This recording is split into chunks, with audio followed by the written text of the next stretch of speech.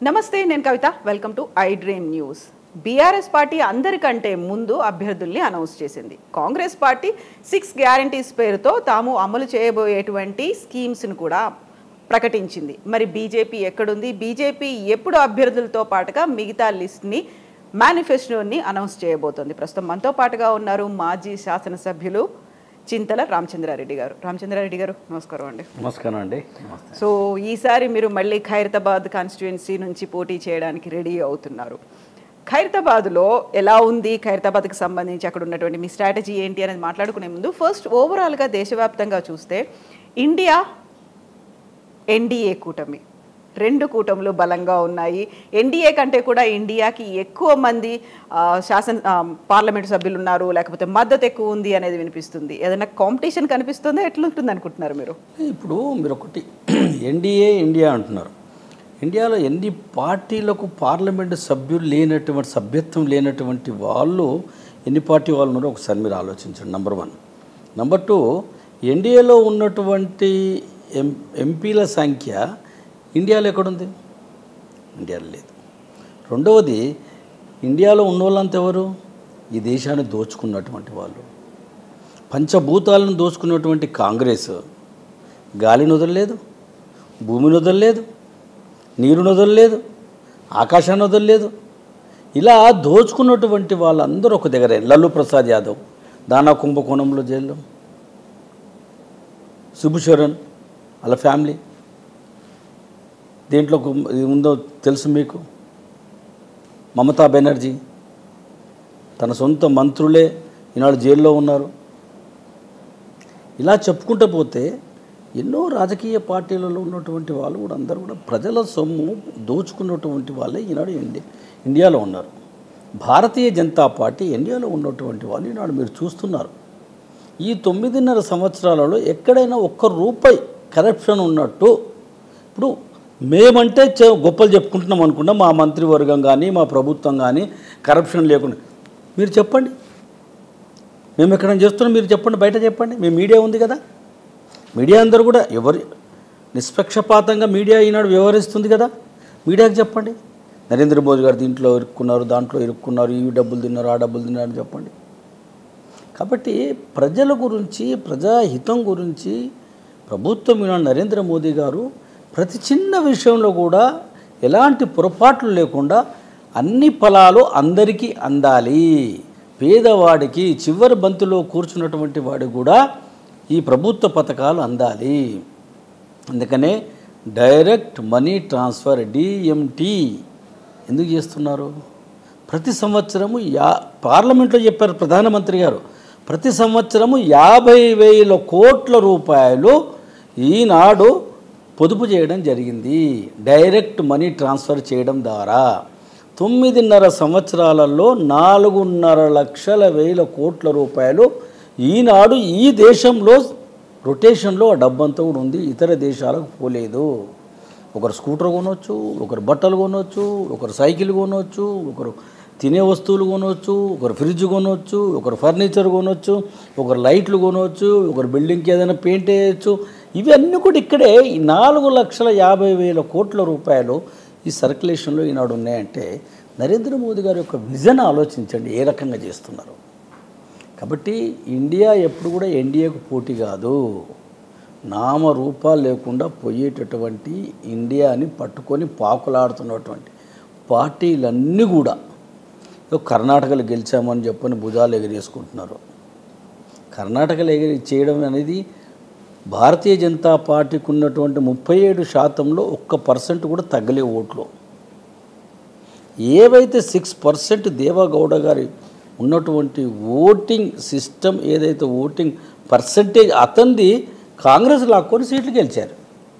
సరే, ఏదైనా అంకెల గారెడి, ప్రజాస్వామ్యంలో అంకెల గారెడితోని వాళ్ళు ఎక్కువ సీట్లు వచ్చినాయి, వాళ్ళు ప్రభుత్వంలో ఉన్నారు, చేయమంటున్నాం. వాళ్ళు చేసిన వాగ్దానాలను నెరవేర్చండి, ఎవరు కాదంటున్నారు? 5 సంవత్సరం ఆపోజిషన్లో కూర్చుంటాం. అంటే ప్రజాస్వామ్యంలో ప్రజలిచ్చేటటువంటి తీర్పుని శిరస వహించేది భారతీయ జనతా పార్టీ. వాళ్ళు అలాగా మా పదవి పోయింది, ఎట్లా దోచుకున్న సొమ్ము ఇంకా దోచుకుందామని ప్రయత్నం చేసినారు. ఏదైతే మన చెరువులో ఉన్నటువంటి లేకుంటే నదిలో ఉన్నటువంటి కప్పను తీసి ఒడ్డు మీద వేస్తే ఏ రకంగా గిలగిల కొట్టుకుంటుందో అట్లా కొట్టుకుంటారు వీళ్ళంతా. అయితే ఇక్కడ మనం ఆ తెలంగాణ గురించి కూడా మాట్లాడితే ఫోకస్ లేకుంటే నరేంద్ర మోదీ చేస్తున్నటువంటి ప్రభుత్వ పథకాలు కావచ్చు, డైరెక్ట్గా ప్రజలకు ఏం అందుతున్నాయి స్కీమ్స్ కావచ్చు, ఇవన్నీ మాట్లాడుకుంటున్నప్పుడు తెలంగాణ మీద వివక్ష చూపిస్తున్నారు. తెలంగాణ మీద ఇప్పటికీ సరైన ఫోకస్ అనేది పెట్టలేదు, విభజన హామీల అమలు జరగలేదు, బడ్జెట్ కేటాయింపులు లేవు, ఒక కక్షపూరితంగా వ్యవహరిస్తున్నారు అనే మాట వినిపిస్తుంది. కాదంటారా? ఒక విషయం అంటే సింగి నీ భోగం ఎంత అంటే ఈ మహబూబ్ నగర్ మార్కెట్కి పోయించినంతసేపు మా అన్న అంతదంట వాళ్ళ అత్త కోడలు. ఎందుకంటే వాళ్ళ అత్త మార్కెట్కి పోయి వచ్చేదాకా నా భోగం నేను చేసుకుంటాను. అత్త వచ్చిన తర్వాత మళ్ళీ కోడలు పిల్లిలాగా అట్లుంది ఇప్పుడు కేసీఆర్ గారి ప్రభుత్వం. ఏమి ఇవ్వలే కేంద్ర ప్రభుత్వం నుంచి ఈ రాష్ట్ర ప్రభుత్వానికి దేంట్లో ఇవ్వలే. 5 కిలోల బియ్యం ఉచితంగా దేశం మొత్తంలో 141 కోట్ల జనాభాలో 81 కోట్ల మందికి ఇస్తుంటే దాంట్లో తెలంగాణలో లక్షల సంఖ్యలో 95 లక్షల మందికి ఈనాడు ఉచితంగా 5 కిలోల బియ్యం వస్తుందా లేదా చెప్పమనండి. ఆయుష్మాన్ భారత్ 5 లక్షల రూపాయలు ప్రభుత్వ హాస్పిటల్ కాకుండా ప్రైవేట్ కార్పొరేట్ హాస్పిటల్లో వైద్యం చేయించుకోవడానికి పేదవాడికి అది అందుతుందా లేదా చెప్పమనండి. ఉజ్వల పేరు పైన ఉచితంగా 8 కోట్ల మందికి దేశం మొత్తంలో గ్యాస్ కనెక్షన్లు ఇస్తే తెలంగాణలో వచ్చిందా లేదా చెప్పమనండి. మరుగుదొడ్లు కడితే 14 కోట్ల మందికి మరుగుదొడ్లు కట్టి ఇచ్చినటువంటి ప్రధానమంత్రి గారు నరేంద్ర మోదీ గారి ప్రభుత్వము తెలంగాణ రాష్ట్రంలో మరుగుదొడ్లు వచ్చినా లేదా చెప్పమనండి. ప్రధానమంత్రి ఆవాస్ యోజన కింద ఈ ప్రభుత్వము 6,10,000 ఇండ్లు మేము నిర్మాణం చేసి ఇస్తామని చెప్పని 16లో చెప్పారు. ఏ సంవత్సరంలో మేము ఎన్నెన్ని ఇండ్లు కడతామని చెప్పని 4,476,000 కోట్ల రూపాయలు కేంద్ర ప్రభుత్వం నుంచి ప్రభుత్వం ఏదైతే డబుల్ బెడ్రూమ్ గురించి ప్రధానమంత్రి ఆవాస్ యోజన కింద తీసుకున్నారు.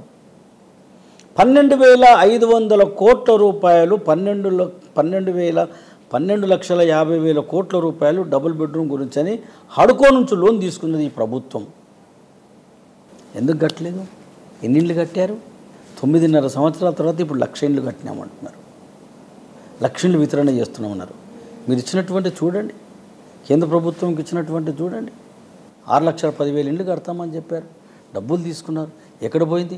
ఒక యూనిట్కు 5,36,000 రూపాయలని చెప్పారు మీరు. ఇది వాస్తవం కాదా చూడండి, మీరు నెట్లో కొట్టండి. ఈ ప్రభుత్వం ఇచ్చిందా లేదా చెప్పమానండి. అయితే ఇక్కడ లెక్కల్లో చాలా తేడాలు కనిపిస్తున్నాయి, కేంద్ర ప్రభుత్వం చెప్తుందానికి రాష్ట్ర ప్రభుత్వం చెప్తుందానికి.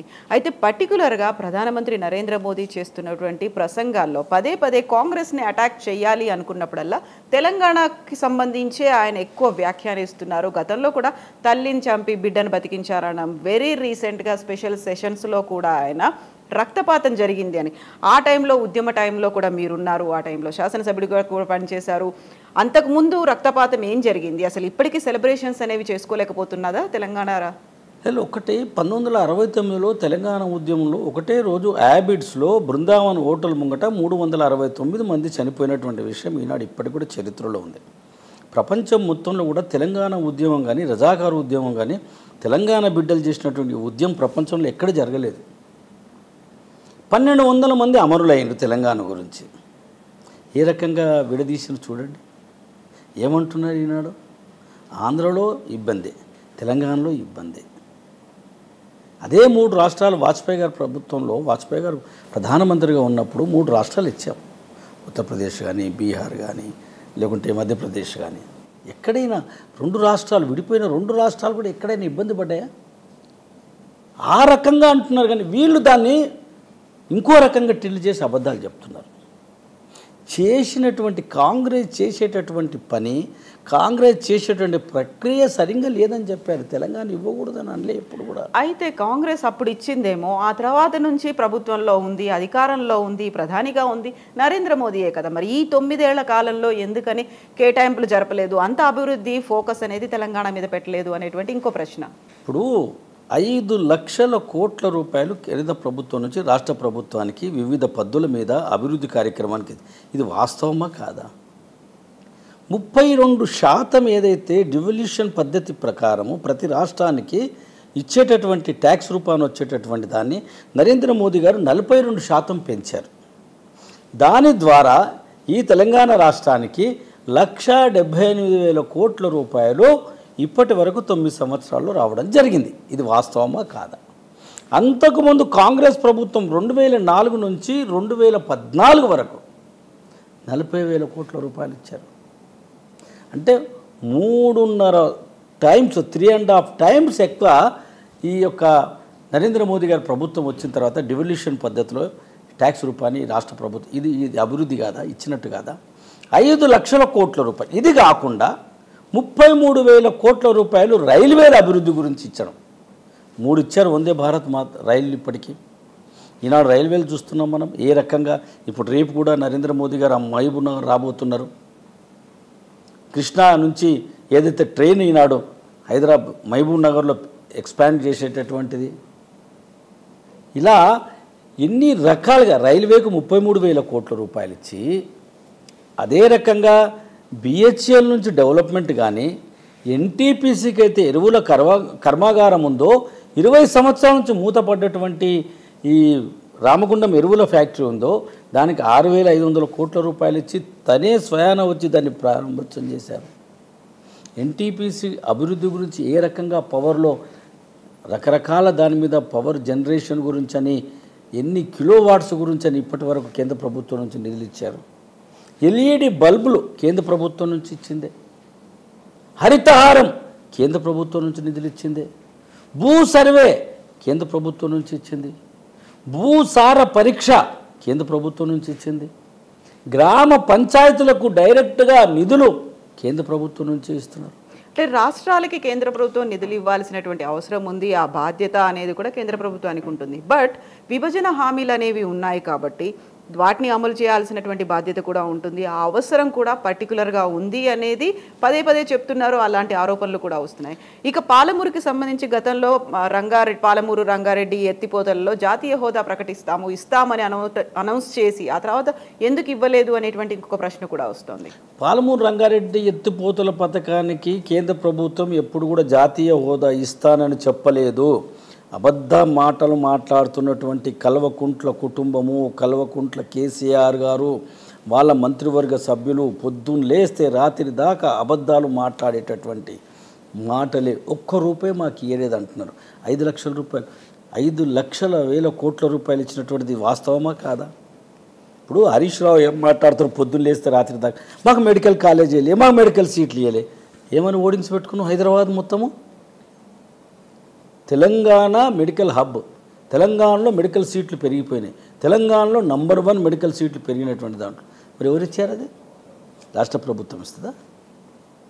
ఇంత పచ్చి అబద్ధాలు మాట్లాడేటటువంటి కల్వకుంట్ల కుటుంబం, హరీష్ రావు, కేటీఆర్, కవిత, కేసీఆర్, 22 మంది కుటుంబ సభ్యులు, తన కుటుంబ సభ్యులు ఈనాడు అధికారంగా అనధికారికంగా ఈ రాష్ట్రాన్ని దోచుకు తింటున్నారు. మళ్ళీ దేంట్లో పార్ట్నర్షిప్ లేదు చెప్పండి? దేంట్లో పార్ట్నర్షిప్ లేదని చెప్పమనండి. ఇంత దోచుకు తింటున్నారు. మా గురించి అనేది నరేంద్ర మోదీ గారు ఇస్తలేరంటారా? వందే భారత్ 3 రైళ్ళు వచ్చిన కళ్ళకు కనిపిస్తలేదా? సికింద్రాబాద్ రైల్వే స్టేషన్ని ఆధునీకరించడానికి 720 కోట్ల రూపాయలు స్వయాన ప్రధానమంత్రి గారే వచ్చి అక్కడ భూమి పూజ చేసిరు. ఇది వాస్తవమా కాదా? ఇది అబద్ధమా? తెలంగాణ లేదా? హైదరాబాద్ లేదా? సికింద్రాబాద్ రైల్వే స్టేషన్ 21 రైల్వే స్టేషన్లు ఆధునీకరించడానికి 830 కోట్ల రూపాయలతోని వర్చువల్గా భూమి పూజ చేసిండు నరేంద్ర మోదీ గారు తెలంగాణ రాష్ట్రంలో. ఇది వాస్తవం కాదా? ఇట్లా ఎన్నని చెప్పాలి? ఎంత అబద్ధాలు మాట్లాడుతున్నారు. ఇలా జాతీయ రహదారులు 1,03,000 కోట్ల రూపాయలతోని నితిన్ గడ్కరీ గారి యొక్క నేతృత్వంలో ఈ తెలంగాణ రాష్ట్రానికి జాతీయ రహదారులకు ఇచ్చింది వాస్తవమా కాదా? అయితే జడ్చర్ల నుంచి మహబూబ్ నగర్కి రోడ్ ఏదైతే ఇప్పుడు మనం వచ్చినటువంటి రోడ్ మహబూబ్ నగర్లో ఉందో ఇది కేంద్ర ప్రభుత్వం నుంచి చేసింది అవునా కాదా? హైవేస్, నేషనల్ హైవేస్ కింద రాష్ట్రాల కోసం కావాల్సినటువంటి రోడ్డు మార్గాన్ని డెవలప్ చేయాల్సినటువంటి అవసరం కేంద్ర ప్రభుత్వంది ఉంటుంది, కేంద్ర ప్రభుత్వం చేస్తుంది. ఇప్పుడు మనం బీజేపీ గురించి మాట్లాడుకుంటే పర్టికులర్గా తెలంగాణ బీజేపీలో మీరు ముందు నుంచి చిన్నప్పటి నుంచి ఈ భావజాలంతోనే బీజేపీ డిఎన్ఏతోనే పెరిగారు, అలాగే కంటెస్ట్ చేశారు, ఇప్పటికి కూడా బీజేపీకే అంకితమై ఉన్నారు. బట్ ఇప్పుడు వచ్చినటువంటి లీడర్లలో ఆ వైరస్ లేదు లేకుంటే ఆ డిఎన్ఏ లేదు అనో, లేకుంటే ఆ జీన్స్ ఉన్నవి లేవు అనో, ఒక రకమైన వైరస్ని అంటే వేరే పార్టీల్లో కనిపించేటువంటి దాన్ని దీనికి అంటించారు అనేది వినిపిస్తోంది. ఇప్పుడు ప్రతి ఇంట్లో కూడా ఇప్పుడు మీరు చెప్పినట్టు ప్రతి ఇంటికి కూడా అమ్మాయి కోడలమ్మాయి బయట నుంచి వస్తుంది. కోడలమ్మాయి వచ్చిన తర్వాత పెత్తనం ఎవరిది వస్తుంది? కోడలమ్మాయిదే కదా. తప్పదు, ఇది బయట నుంచి వచ్చినటువంటి వాళ్ళకు మేము రాజకీయంగా ఎదగాలి, కేసీఆర్ని దెబ్బతీయాలి, కేసీఆర్ని ఓడించాలి, కేసీఆర్ కరప్షన్ మీద వాళ్ళు ఫైట్ చేస్తున్నారు. భావజాలతోని మేము దేశభక్తి, దైవభక్తి, దేశం గురించి, దేశ హితం గురించి, దేశ అఖండత గురించి, దేశ భద్రత గురించి మేము చేసేటటువంటి పనులకు నచ్చి వాళ్ళందరూ మా దాంట్లోకి వస్తున్నారు. మేము వెల్కమ్ చేస్తున్నాం, తప్పేముంది? మీరు వెల్కమ్ చేస్తున్నారు తప్ప సైద్ధాంతికంగా ఉండేటువంటి కొన్ని లక్షణాలు బీజేపీకి ఉంటాయి. సరే, వాడికి ఆర్ఎస్ఎస్ లేకుంటే విహెచ్పి బ్యాక్గ్రౌండ్ ఏది ఉన్నప్పటికీ బీజేపీ అంటే ఒక సిద్ధాంతపరమైనటువంటి ఒక ఐడియాలజీ అనేది సపరేట్గా ఉంటుంది మిగతా పార్టీలతో పోలిస్తే అంటారు. వాటిని ఇంకా వాళ్ళు అలవర్చుకోలేదు అనేది వినిపిస్తోంది. అందువల్లే గ్రూప్ రాజకీయాలు, ఇది ఒక సెకండ్ కాంగ్రెస్ లాగా మారిపోయింది అనేది వినిపిస్తోంది. ఎక్కడికక్కడ అసంతృప్తులు ఒక్కటి చూడండి, ఆర్ఎస్ఎస్ పుట్టు సుమారు ఇప్పుడు 100 సంవత్సరాలు కాబోతుంది. భారతీయ జనతా పార్టీ ఆనాడు జనసంఘ్ 1951 అక్టోబర్ 21వ తారీఖు నాడు భారతీయ జనసంఘ్ పార్టీ ఆవిర్భావం జరిగింది.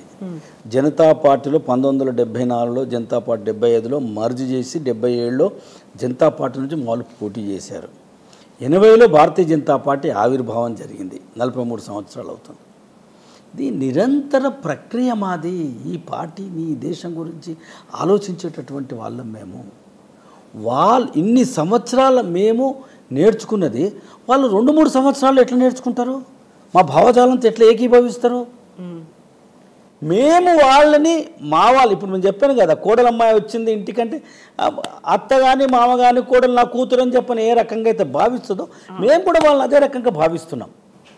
సీనియర్స్ అందరూ కూడా ఇప్పుడు ఉదాహరణకు మేము మొదటి నుంచి పనిచేస్తున్నాం. ఇప్పుడు వాళ్ళు వచ్చి జాతీయ నాయకులు, తర్వాత అన్ని రకాలుగా ఉన్నారు. వేదిక మీద ఉండి వాళ్ళు మాకు ఉపన్యాసాలు ఇస్తుంటే మేము కింద కూర్చొని వింటుంటాం. తప్పేం కాదు, హ్యాపీగా ఫీల్ అవుతున్నాం మేము. మా గురించి, మన పార్టీ గురించి మేము ఇన్ని రోజులు ఏదైతే చెప్పామో వాళ్ళు ఇవాళ చెప్తున్నారు, వాళ్ళ నోట్లకెంచి వస్తుంది. తిట్టిన నోట్లకెంచి మళ్ళీ మా గురించి, పార్టీ గురించి, నరేంద్ర మోదీ గారి గురించి చెప్పేటటువంటి దాన్ని మేము ఆనందంగా స్వీకరిస్తున్నాం. చాలా సంతోషం అనిపిస్తుంది మాకు. ఒక అనివార్యమైనటువంటి పరిస్థితి వాళ్ళకి ఏర్పడినప్పటికీ కూడా ఇప్పటికీ ఇమ్మడలేకపోతున్నారు అనేది వినిపిస్తోంది. అసంతృప్తులు, అలకలు ఉన్నాయి. అండ్ ఎప్పుడైతే అక్కడ కేసీఆర్ మీద వ్యతిరేకత ఉందో, లేకుంటే బీజేపీయే సరైన ప్లాట్ఫామ్ అనుకొని మీ దగ్గరకు వచ్చారో, అంత టఫ్ ఫైట్ లేకుంటే అంత ఇవ్వాల్సినటువంటి కౌంటర్లు అనేవి మీ వైపు నుంచి రాలేదు అనే అసంతృప్తి కూడా మీరు వెల్కమ్ చేసినటువంటి లీడర్లలోనే కనిపిస్తోంది కదా. ఇప్పుడు వాళ్ళు కూడా తిరుగుతున్నారు, వాళ్ళు కూడా చెప్తున్నారు, మేము కూడా చెప్తున్నాము. ఇప్పుడు మా బండి సంజయ్ కుమార్ గారు ఎంపీ గారు ఎంత బ్రహ్మాండంగా చేశారు, ఎంత ప్రజా సంగ్రామ యాత్ర చేశారు. 5 సార్లు ప్రజా సంగ్రామ యాత్ర, ఎండకి ఎండుతూ, వానకు తడుస్తూ, చలికి వణుకుతూ చేశారు కదా, వచ్చారుగా, తిరిగారు కదా, అది మాట్లాడారు కదా, ఇప్పుడు కూడా మాట్లాడుతూనే ఉన్నారు కదా, మేము కూడా మాట్లాడుతూనే ఉన్నాం కదా. కిషన్ రెడ్డి గారు స్వయాన ఈ రాష్ట్రానికి ఎంత ఇచ్చామనేది కేంద్ర మంత్రిగా ఓకే, బండి సంజయ్ ఓకే, కిషన్ రెడ్డి గారు ఓకే, చింతల రామచంద్రారెడ్డి గారు ఓకే, వీళ్ళందరినీ మేము మా చిన్నప్పటి నుంచి చూస్తున్నా, వాళ్ళు కూడా వాళ్ళ చిన్నప్పటి నుంచి అదే పార్టీలో ఉన్నారు. నేను అంటున్నాను, వేరే పార్టీల నుంచి కేసీఆర్ మీద ఫైట్ చేయాలనుకుని వచ్చిన వాళ్ళు ఉన్నారు, వాళ్ళ గురించి మాట్లాడుతున్నారు. అసంతృప్తి అనేది వాళ్ళలోనే ఎక్కువగా కనిపిస్తోంది. అనుకున్నంత ఫైట్ బీజేపీ వైపు నుంచి రావట్లేదు అనేది ఉంది. అంటే ఒకటేంటంటే వారు పెరిగిన వాతావరణము, ఆ రాజకీయ పార్టీలో చేసినటువంటి పనుల వాతావరణం ఏదైతుందో మా వాతావరణానికి వాళ్ళ వాతావరణానికి కొద్దిగా తేడా ఉంది. కానీ వాళ్ళు అర్థం చేసుకొని పని చేస్తున్నారు. నేను చెప్పాను కదా, మళ్ళీ కోడలమ్మాయి వచ్చిన తర్వాత అక్కడ తల్లిదండ్రుల దగ్గర 20-25 సంవత్సరాలు పెరిగినటువంటి అమ్మాయి ఒకేసారి అడ్జస్ట్ కావాలంటే కొద్దిగా కష్టం. తర్వాత ఆ కుటుంబాన్ని ఆమెనే కదా, ఆమె భుజాల మీద వేసుకొని నడిపిస్తుంది కదా. అదే రకంగా మేము అనుకునే వాళ్ళని మేము అన్ని విషయాలు కూడా చెప్తా ఉన్నాం, చేస్తూ ఉన్నాం. వాళ్ళు కూడా మాట్లాడుతున్నాం, వాళ్ళు కూడా తెలుసుకుంటున్నారు. వాళ్ళకి ఏంటంటే కొద్దిగా స్పాంటేనియస్గా ఇట్లయితే బాగుంటుంది, తప్పేం కాదు. ఇలా అయితే బాగుంటుంది, ఇలా చేస్తే బాగుంటుంది. మా పై నాయకత్వానికి, మా రాష్ట్ర అధ్యక్షుల వరకు చెప్తా ఉంటారు. మేము కూడా వాళ్ళని సరి చేస్తూ ఉన్నాం, చెప్తా ఉన్నాం. ఇట్లా చేయడం కొన్ని విషయాల్లో కరెక్టే అనిపిస్తుంది. ఇప్పుడు అందరం కొన్ని విషయాల్లో ఇమ్మీడియట్గా రెస్పాండ్ అవ్వాలి, కొన్ని విషయాల్లో అంత ఆవేశంగా ఉండాలి, కొన్ని విషయాలు వాళ్ళు అనుకున్నట్టుగా జరిగితే బాగుంటుంది. ఇప్పటిదాకా చూసినటువంటి రాజకీయాలు అవి బీజేపీలో మిస్ అవుతున్నాయి. అది ఒక్కటి, అది కొద్దిగా ఉంది. బట్ తెలుసుకొని వాళ్ళు కూడా అడ్జస్ట్ అవుతున్నారు. మేము కూడా కలిసి పనిచేస్తున్నాం. వాళ్ళు ట్యూన్ అవుతున్నారు, మేము కూడా ట్యూన్ అవుతున్నాం. వాళ్ళకు మేము కూడా ట్యూన్ అవుతున్నాం, మాకు వాళ్ళు కూడా ట్యూన్ అవుతున్నారు. కాబట్టి రెండు కలిసి మనం ఏ రకంగా చేయాలనేది ఈ తెలంగాణ రాష్ట్రంలో ప్రజల గురించి ముఖ్యంగా. ఈ తెలంగాణ ఎంతైతే అభివృద్ధి హైదరాబాద్ జరగాలనో కేసీఆర్ గారి నాయకత్వంలో అంత అభివృద్ధి జరగడం లేదు. నేను చెప్తా ఉంటాను. తిరిగే చక్రాన్ని నేనే తిప్పుతున్నాను, కేటీఆర్, కేసీఆర్, ఆ కవిత, హరీష్ రావు అనుకుంటాం. ఆ చక్రం ఎట్లయినా తిరుగుతూనే ఉంటుంది అది, కానీ మేమే తిప్పుతున్నాం. ఇది అబద్ధాలు. అయితే ఇప్పుడు మీరు ట్యూన్ అవుతున్నాము, ట్యూన్ వాళ్ళు కూడా అవుతున్నారు, మేము అవుతున్నాం అనుకున్నప్పుడు ఈ ట్యూనింగ్ అనేది ఎలక్షన్స్ వరకు అవుతుందా, లేకుంటే నెక్స్ట్ ఎలక్షన్స్ కోసమే చూడాలా, పార్లమెంట్ ఎలక్షన్స్ నాటికి అవుతుందా? ఎప్పటి వరకు ఈ ట్యూనింగ్ అయిపోయి సెటర్ అయిపోయి ట్రాక్స్ మీదకి వస్తారు? నేను అనేది ట్యూనింగ్ అనేది ఏదో అంటే ఇంకా మా గ్యాప్ ఉంది అనేది మీరు నాతో లాగించకండి. అదేం గ్యాప్ లేదు మాకు. మేము కలిసే పనిచేస్తున్నాము. సమయానుకూలంగా ఆలోచనలో ఇప్పుడు భారతీయ జనతా పార్టీలో ముందున్నటువంటి నాయకులలో డిస్కస్ చేసేటప్పుడు ఆలోచన విధానం వేరే ఉంటుంది. కలెక్టివ్ తీసుకునే డెసిషన్ని ఇంప్లిమెంట్ చేస్తారు. ఇది కూడా అంతే. వాళ్ళకి ఆ రకంగా చెప్తూ వస్తున్నాము. ఆ రకంగా వాళ్ళు చెప్పినా కూడా మా పై నాయకులు కూడా వింటున్నారు. కలిసికట్టుగా పనిచేయాలనేటటువంటి ఆలోచనతో వాళ్ళు ఉన్నారు, మేము ఉన్నాం. కాబట్టి మాకెప్పుడు కూడా తేడా లేదు. వాళ్ళు కొద్దిగా వాళ్ళకి ఏంటంటే వాళ్ళు పెరిగిన వాతావరణం, ఎమోషనల్గా డెసిషన్లు తీసుకోవడము, అది రకరకాలు ఉంటాయి. అట్లా మేము కూడా తక్కువలేము. మేము కూడా ఎమోషనల్గానే ఉంటాము. దేశం గురించి అంటే, లేకుంటే దైవం గురించి అంటే, చేసేటట్టు మాట్లాడేటట్టు ఇతరులు వాటిని వ్యతిరేకంగా మాట్లాడటం మేము కూడా స్పాంటేనియస్గా అంతే స్పీడ్గా స్పందిస్తాం.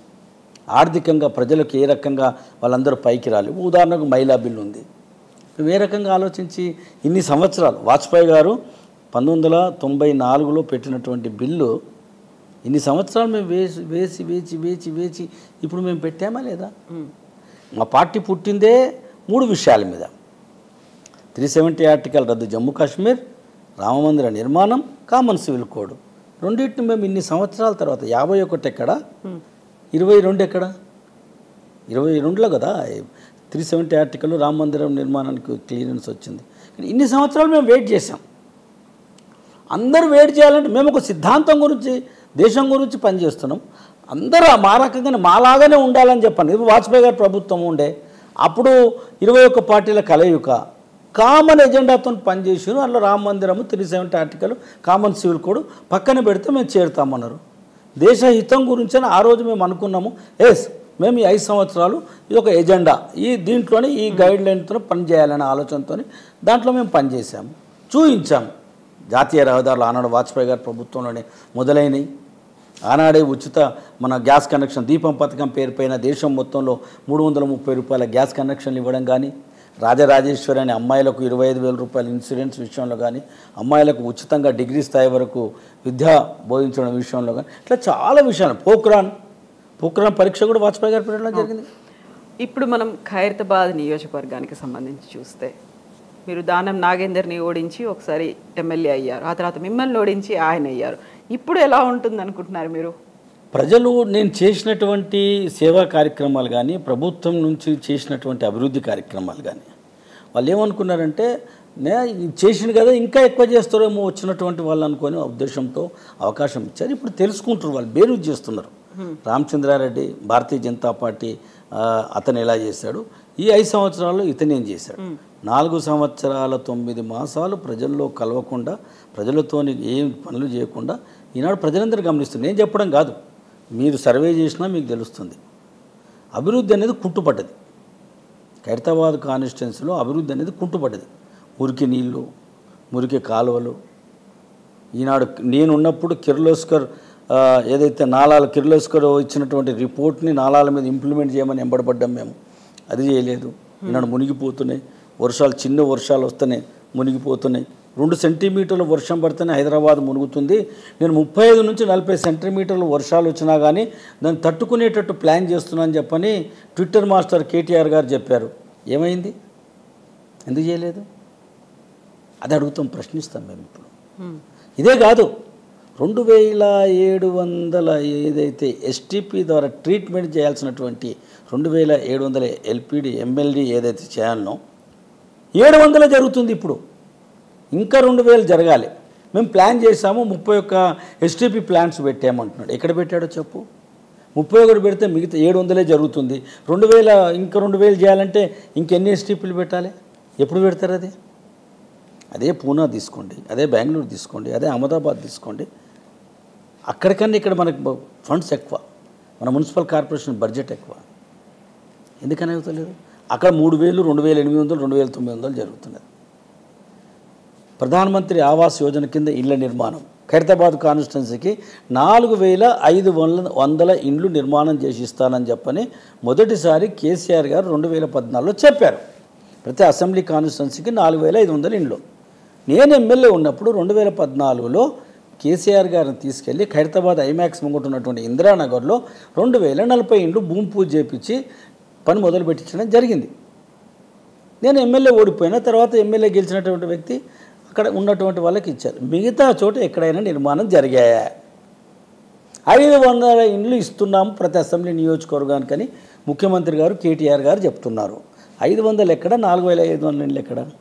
నేను ఇంతకుముందు చెప్పినట్టు 6,10,000 ఇండ్లు కడతామని చెప్పారు తెలంగాణ రాష్ట్రంలో. ఎందుకు కట్టలేదు? ఎవరు కట్టొద్దన్నారు? ఒక్క సనత్నగర్ కాన్స్టిట్యున్సీలో శ్రీనివాస్ యాదవ్ గారు తెలుగుదేశం నుంచి బీఆర్ఎస్లో చేరితే, టీఆర్ఎస్లో ఆనాడు చేరితే అక్కడ ఉన్నటువంటి ఒక్క దగ్గర 200 ఇండ్లు కట్టారు. కట్టి పెద్ద పెద్ద ఫ్లెక్సీలు పబ్లిసిటీ అంతా చేసుకున్నారు. ఎందుకు కట్టలేదు? చెప్పాలి ప్రజలకు సమాధానం. 9 సంవత్సరాల నుంచి రేషన్ కార్డులు ఇవ్వడం లేదు. 9 సంవత్సరాల కింద పుట్టిన బిడ్డకు కేంద్ర ప్రభుత్వం ఇస్తున్నటువంటి 5 కిలోల బియ్యం ఈనాడు అందడం లేదు కదా. ఎందుకని ఇస్తలేరు? అంటే నరేంద్ర మోదీ గారి బొమ్మ పెట్టాలి. ఆ ఒక రేషన్ కార్డు పైన ఒకవైపు నరేంద్ర మోదీ గారిది, ఇంకోవైపు కేసీఆర్ గారు ఉండాలి.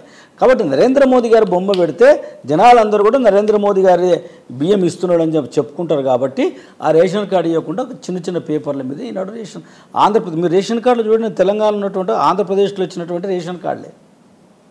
కాబట్టి ఆ 9 సంవత్సరాల కింద పుట్టిన బిడ్డలు ఎన్ని లక్షల మంది ఉన్నారు? వాళ్ళందరికీ ఎవరికి బియ్యం రావడం లేదు. ఎవరు అడగాలి ఇది?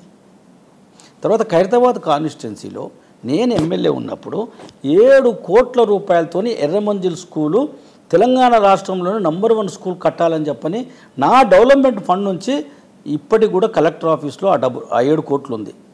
ఎందుకని కట్టలేదు? సమాధానం చెప్పాలి. ఎర్రమంజిల్ స్కూలు అయితే ఖైరతాబాద్ నియోజకవర్గమే కాదు, ఓవరాల్గా ఇప్పుడు జిహెచ్ఎంసీ లిమిట్స్ కావచ్చు, లేకుంటే హెచ్ఎండిఏ పరిధి, తెలంగాణ వ్యాప్తంగా ఇలా చూసుకుంటే బీజేపీకి స్టాండ్ ఎంత ఉంది, స్ట్రెంగ్త్ ఎట్లుంది, ఇప్పుడు ఎన్ని సీట్లు వస్తాయని మీరు అనుకుంటున్నారు? ఎందుకంటే 5 ఉన్నాయి, మీరున్నప్పుడు 5 ఉన్నాయి అసెంబ్లీలు, ఎమ్మెల్యేలు 5 ఉన్నారు. ఆ తర్వాత 1కి పడిపోయింది, తర్వాత బై ఎలక్షన్స్తో దాన్ని 3కు పెంచుకున్నప్పటికీ కూడా ఇప్పుడు రాబోతున్నటువంటి ఎన్నికల్లో ఎన్ని వస్తాయనుకుంటున్నారు? ఒకటి, భారతీయ జనతా పార్టీని ఈనాడు ప్రజలు నమ్ముతున్నారు. అంతకుముందు ప్రజలు నమ్మేవాళ్ళు కాదు. అంటే ఇది నార్త్ ఇండియా పార్టీ అది అనుకున్నారు. ఈనాడు భారతీయ జనతా పార్టీ నరేంద్ర మోదీ గారి నేతృత్వంలో జరుగుతున్నటువంటి పనులు కానీ, పేదవాడి గురించి నేను ఇంతకుముందు స్కీమ్స్ చెప్పాను కదా, అవన్నీ కూడా అందరికీ అందుతున్నాయి. నెంబర్ 1. నెంబర్ 2, ఈ 75 సంవత్సరాల, ఇప్పుడు 76 సంవత్సరాలు, ఈ 76 సంవత్సరాలలో ఏదైతే ప్రభుత్వాలు అప్పుడు అవిభక్త ఆంధ్రప్రదేశ్ కావచ్చు, ఇప్పుడు తెలంగాణ రాష్ట్రంలో భారతీయ జనతా పార్టీ ఇప్పుడు కూడా అధికారంలో లేదు. అన్నాడు జనసంఘ్ కావచ్చు, ఈనాడు బీజేపీ కావచ్చు. కాంగ్రెస్ ఉన్నారు, తెలుగుదేశం ఉండే, అదే రకంగా ఇప్పుడు బీఆర్ఎస్ టీఆర్ఎస్ వచ్చింది. వీళ్ళు చేసిన పనులన్నీ కూడా ప్రజలు గమనిస్తుంటారు. ఇక్కడ టీఆర్ఎస్ చేస్తుంది కూడా గమనిస్తున్నారు. కానీ కేంద్రంలో నరేంద్ర మోదీ గారు అక్కడ ఉండి ఇక్కడ 1 ఎమ్మెల్యే ఉన్నా, 3 ఎమ్మెల్యేలు ఉన్నా, 5 మంది ఎమ్మెల్యేలు ఉన్నా 29 రాష్ట్రాలతో సమానంగా తెలంగాణ అభివృద్ధి గురించి అని నిధులు కేటాయించి ప్రజలకు అన్ని ఏ రకంగా అయితే కరోనా సమయంలో ఉచితంగా వ్యాక్సినేషన్ ఇచ్చినటువంటి విషయం కావచ్చు, కరోనా సమయం నుంచి 2019 డిసెంబర్ నుంచి ఇప్పటి వరకు 5 కిలోల బియ్యం ఒక్కొక్కరికి ఇస్తున్నటువంటి విషయం కావచ్చు, గ్యాస్ కనెక్షన్ ఉచితంగా ఇస్తున్నటువంటి విషయం కావచ్చు, లేకుంటే ఆయుష్మాన్ భారత్ పేరుపైన 5 లక్షల రూపాయలు కార్పొరేట్ హాస్పిటల్లో ఉచితంగా వైద్యం చేసుకోవడం విషయంలో కావచ్చు, మరుగుదొడ్లు కట్టియడం విషయంలో కావచ్చు, ఇలా చెప్పుకుంటూ పోతే 123 రకాల స్కీమ్స్ ఈ తెలంగాణ రాష్ట్రానికి కేంద్ర ప్రభుత్వం నుంచి మేము అధికారంలో లేకున్నా ఇవ్వడం జరిగింది. అందుకనే అసెంబ్లీలో మేము ఒక సీటు గెలిచినా పార్లమెంట్లో 4 పార్లమెంట్లు గెలిచాం. తర్వాత ఎలక్షన్లో కార్పొరేషన్ ఎలక్షన్లో 150లో 48 గెలిచాము. అంటే 1/3 మేము గెలిచాము, 1/3 మజ్లిస్ గెలిచింది. మాకన్నా 2 సీట్లు 1/3లో టీఆర్ఎస్ గెలిచింది. ఇప్పుడు ఎన్ని వస్తాయి? తప్పనిసరిగా మిషన్ 90 అని మేమైతే నిర్ణయం తీసుకొని పోతున్నాం, ప్రజలు మమ్మల్ని నమ్ముతున్నారు. ఒకసారి బీజేపీకి ఇద్దాం, ఏమవుతుంది, ఇన్ని సంవత్సరాలు అందరికీ ఇచ్చాము, ఈసారి బీజేపీకి ఇద్దామనేటటువంటి ఒక నమ్మకం ఉంది. వీళ్ళు చేస్తారు, చెప్పిందే చేస్తారు, చేసేదే చెప్తారు. మేము మిగతా వాళ్ళలాగా అరిచేతిలో స్వర్గం చూపియం. నరేంద్ర మోదీ గారు ఇప్పుడు రైతులకు 6,000 రూపాయలు ఇస్తున్నారా లేదా? డైరెక్ట్ మనీ ట్రాన్స్ఫర్ చేస్తున్నారా వాళ్ళ అకౌంట్లో?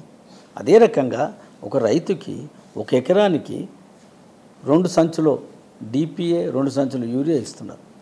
సంవత్సరానికి 18,000 రూపాయలు సబ్సిడీ యూరియా మీద డిపిఏ మీద దొరుకుతుంది.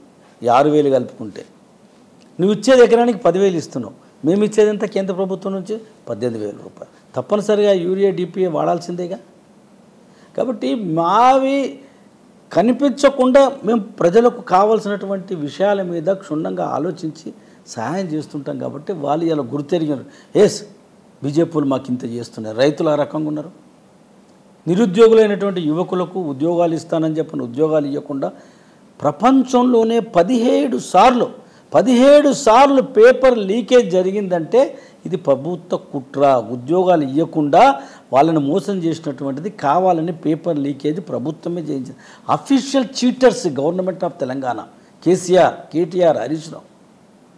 చెప్పమనండి, ఇది వాస్తవం కదా? 17 సార్లు ఎక్కడైనా జరిగిందా? ఇవన్నీ ఎజెండాగానే మీరు ముందుకెళ్తున్నారు. మిషన్ 90 టార్గెట్ ఎందుకు? ఆ నిరుద్యోగులైన యువకులకు నిరుద్యోగ భృతి 3,016 రూపాయలు ఇస్తానని నువ్వే చెప్పావా? ఎందుకు ఇవ్వలే? ఎరువులు ఉచితంగా ఇస్తాను రైతులకు అన్నావు, ఎందుకు ఇవ్వలే? ఉచితంగా నేను సీడ్స్ ఇస్తానని చెప్పాడు, రైతులకు విత్తనాలు ఇస్తానన్నాడు, ఇచ్చాడా? ఉచిత కరెంట్ అన్నాడు, ఎక్కడిస్తున్నాడు? ఎంతమందికి ఇస్తున్నాడు? ఎన్ని గంటలు ఇస్తున్నాడు? ఎన్ని మాటలు మాట్లాడుతున్నాడు? 1,00,000 రూపాయలు రుణమాఫీ అన్నాడు, 9.5 సంవత్సరాల తర్వాత ఇప్పుడా 25,000 అప్పుడు ఇచ్చి ఇప్పుడు 1,00,000 రూపాయలు అని చేస్తా అంటే ఎలక్షన్లో ఓడిపోతున్నానని చెప్పి భయంతోనే. దళిత బంధు 10 లక్షల రూపాయలు ఇస్తానని ఎంతమందికి ఇచ్చాడు?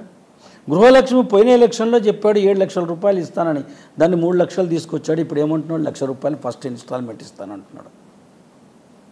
బీసీ బంధుకు 1,00,000 రూపాయలు ఇస్తానన్నాడు. సో వీటన్నిటి మీదే బీజేపీ పోరాటం చేయబోతుంది. ఇవే ఎజెండాగా ఎన్నికల్లోకి పోతున్నారు. ఇలా మేము చేసినా కూడా చెప్తాం కదా, మేము చేయలేకుండా అంటే ఇప్పుడు మీ టార్గెట్ ఏంటి అనేది ఎలక్షన్ ఎజెండాలో చాలా చెప్పాడు. అతను ఏమని చెప్పాడు? దళితుని ముఖ్యమంత్రి చేస్తానన్నాడు. నా నియోజకవర్గంలో ఎక్కడైనా ఎవరైనా ఒక్క ఓటరు కూడా ఏమైనా జరిగితే ముళ్ళు గుచ్చుకుంటే నా పన్నుతో తీస్తానన్నాడు. ఇది వాస్తవమా కాదా? ఎన్ని చెప్పాడు? 3 ఎకరాలు నాణ్యమైనటువంటి పొలం రైతు ఎస్సీ ఎస్టీలకు ఇస్తానన్నాడు, ఎందుకు ఇవ్వలేదు? హైదరాబాదుకు 24 గంటలు మంచినీళ్ళు ఇస్తానని చెప్పాడు. 2 రిజర్వాయర్లు కడతానన్నాడు. సుంకేష్ల దగ్గర ఒక 30 టీఎంసీ, షామీర్పేట దగ్గర ఒక 30 టీఎంసీ కడతానన్నాడు. అసలు ఆ పనులు, అసలు ల్యాండే అక్వైర్ కాలేదు ఇంతవరకు. అసెంబ్లీలో మాట్లాడాడు ముఖ్యమంత్రి గారు, ఎందుకు గండిపేట నీళ్లు హైదరాబాదుకు ఇవ్వడం లేదు, ఎందుకు మంజీరా నీళ్లు హైదరాబాదుకు వరల్డ్ బ్యాంక్ లోన్ ఇచ్చినప్పుడు అష్యూర్డ్ డ్రింకింగ్ వాటర్ అష్యూర్డ్ ఇవ్వాలి కంపల్సరీ అని చెప్పి 7 టీఎంసీలు ఇవ్వాలని చెప్పని మంజీరాకు లోన్ ఇవ్వడం జరిగింది. ఇలా మంజీరా నీళ్ళు ఆపేసావు. గోదావరి నీళ్ళు హైదరాబాద్ తాగడానికి డ్రింకింగ్ వాటర్ గురించి తీసుకొస్తే నువ్వు పొక్కగొట్టి అక్కడ మలుపుకున్నావు. అదే కృష్ణా నీళ్ళు ఫస్ట్, సెకండ్, థర్డ్ ఫేజ్ తీసుకొస్తే 75 రూపాయలు 1 గ్యాలెన్కి అవుతుంది కృష్ణా నీళ్ళు. గండిపేట నీళ్ళు 4 రూపాయలు అవుతుంది. మంజీరా నీళ్ళు 22 రూపాయలు అవుతుంది. గోదావరి నీళ్ళు 45 రూపాయలు అవుతుంది. ఎంత బర్డన్ పబ్లిక్ తెలవకుండా పడుతుందో ఆలోచించండి. ప్రభుత్వ ఖజానా మీద ఎంత లోడ్ పడుతుందో ఆలోచించండి. ఇది భారతీయ జనతా పార్టీ చెప్తాం. ఒకటని కాదు, చాలా విషయాల మీద ఈ ప్రజల్ని మోసం చేసినటువంటి కేసీఆర్ని తప్పనిసరిగా కేజీ టు పీజీ ఎక్కడ పోయింది? కొండెక్కిందా? ఎందుకు చెప్తలేరు చెప్పండి. సో మనం తెలుసుకోవడానికి, ప్రశ్నించడానికి, ఆలోచించడానికి ఇంకాస్త సమయం ఉంది కాబట్టి will meet once again and మళ్ళీ మనం మరోసారి మాట్లాడుకుందాం. Thank you so much Ramachandra Reddy garu. Thank you అండి. That's all with Chintala Ramachandra Reddy garu. This is Kavitha signing of.